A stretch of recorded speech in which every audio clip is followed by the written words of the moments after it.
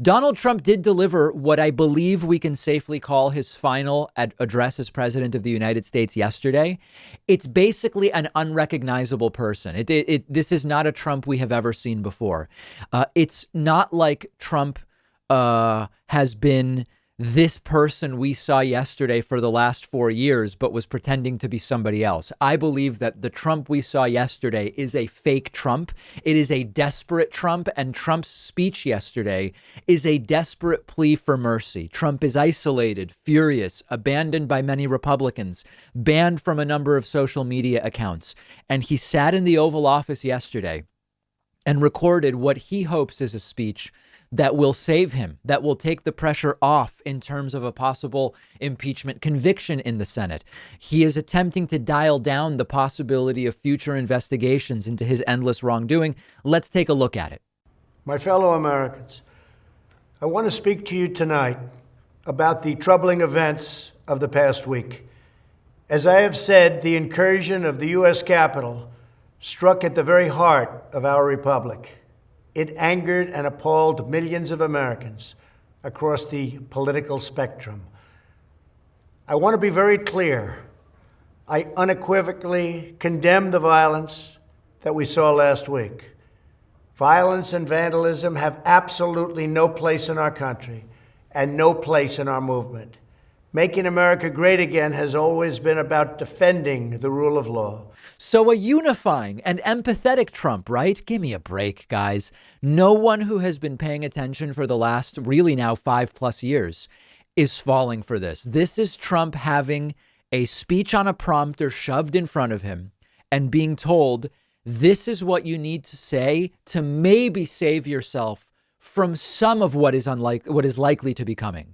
And of course, Trump, now the unifier around the riots he caused through his 2 months of election lies and a speech saying, let's go to the Capitol right now. Now, of course, the MAGA movement has never been about defending the rule of law. They say that.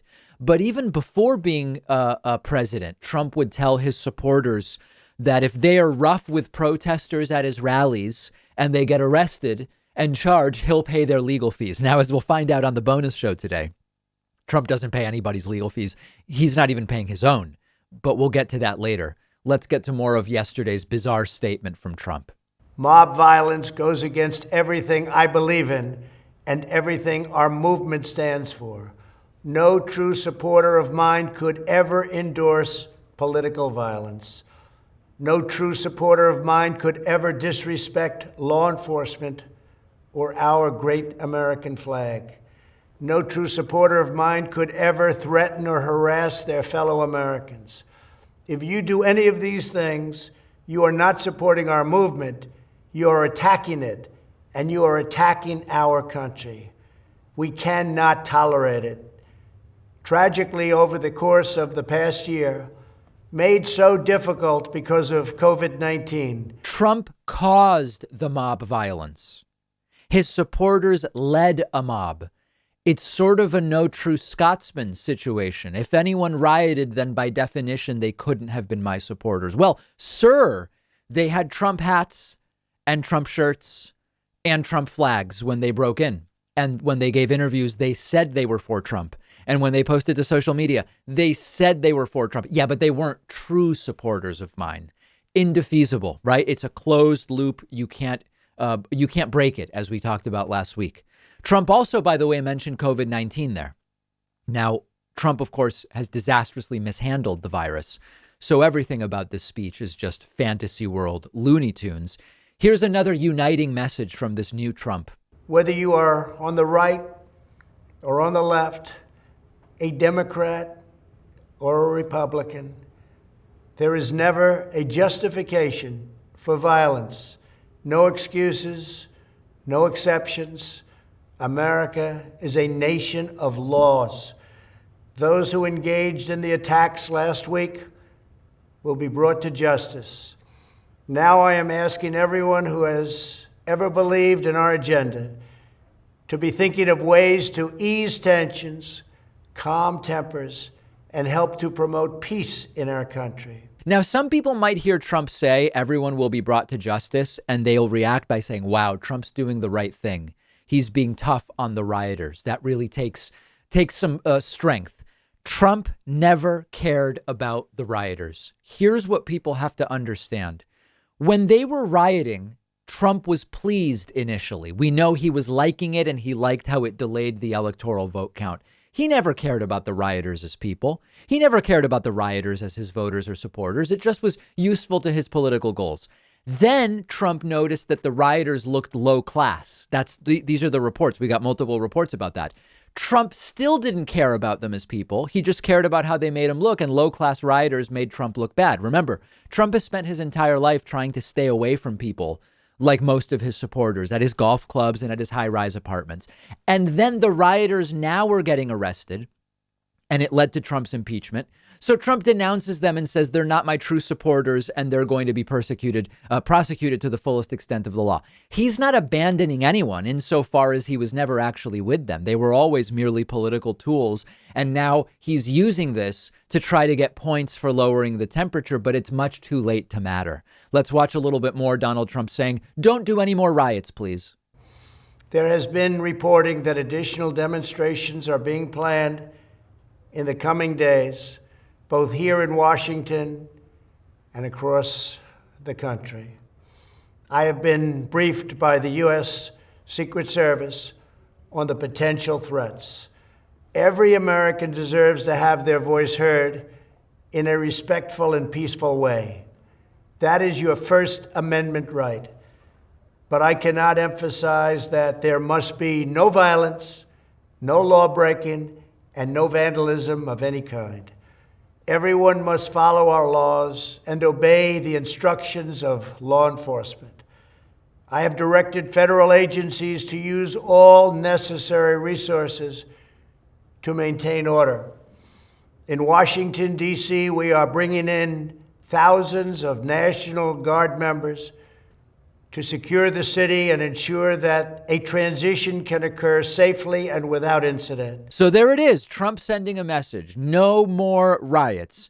Now, Trump can't get out of this without doing some of his typical routines. So here Trump goes after social media platforms for banning him as assaults on free speech. I also want to say a few words about the unprecedented assault on free speech we have seen in recent days.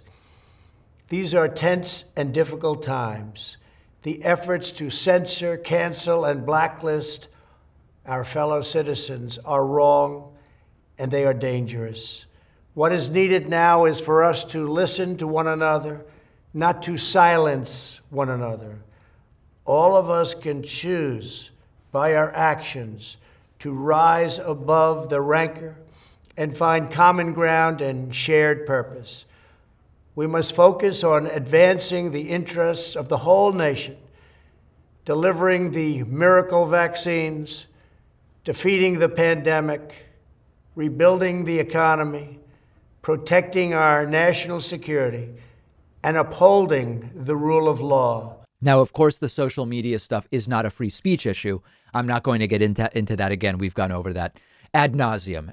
And of course, this Donald Trump, we've never seen this Trump because he doesn't exist. This isn't real Trump. The real guy is the guy he has plainly been in public, which matches the guy he's plainly been in private. That's the real Trump. The 5-minute Trump we saw yesterday is just a pathetic, desperate attempt to save himself and get some mercy so that Republicans, when the impeachment trial starts, can say, listen, Trump lowered the temperature. He dialed it down. We're not going to vote to convict. That's the goal. And one more thing. If this would have been Trump all along, it would have been fake, but he would have gotten reelected. If with the virus, Trump had done that and said, this is a tough time. Let's listen to the doctors. No anti-mask protest. Just listen to the doctors. Way fewer people would have died and Trump would have sailed to reelection. There would have been no riot and Trump would be getting another 4 years. Too little, too late from fake Trump.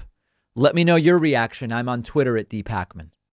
So it's a new year, and for many people, that means new goals around getting fit or losing weight. And if part of that for you involves a low carb or ketogenic diet, then I have something you will want to check out. It's called So Ketolicious, and they're giving you 20% off. So Ketolicious has perfected ketogenic crusts for baking your favorite foods. They make a delicious keto dessert crust, which comes in a chocolate and vanilla flavor, and it's perfect for making things like pies. They also have a premium keto pizza crust, which I've been using at home to make pizzas, and it's great. It is great to go right out of the freezer, and when you cook it, it doesn't fall apart like a lot of other low-carb crusts do. It's high fat, which is perfect for keto. Grain-free, gluten-free, no soy or additives or preservatives or fillers, but most importantly, they just taste great. I can tell you firsthand. Just go to davidpakman.com/pizza. The link is underneath this video, and they'll give you 20% off your entire order when you use the coupon code PAKMAN.